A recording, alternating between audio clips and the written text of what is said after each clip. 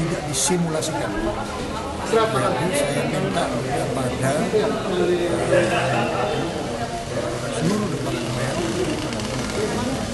sport, training, kemudian supportingnya, termasuk security-nya, simulasikan di venue ini. Mulai dari bandara, kedatangan atlet sampai dia masuk ke Wisma Atlet. Kemudian simulasikan flow kalau kita mengadakan di venue pertandingan. Ini saya minta disimulasikan sebelum kita melaksanakan games. Dan ini saya senang seluruh pihak terlibat dan bekerja keras, baik itu Pemprov, security maupun semua pendukung, Telkom, ada dari Perumnas, ada dari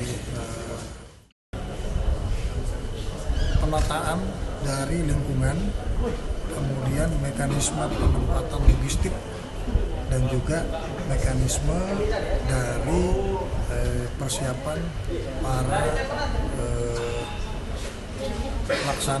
panitia pelaksana yang ada di venue masing-masing.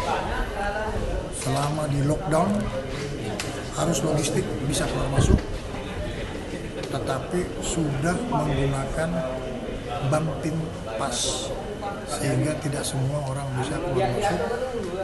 Gunanya agar supaya aparat keamanan bisa mengendalikan keamanan sampai kepada masalah kecil agar jangan terjadi.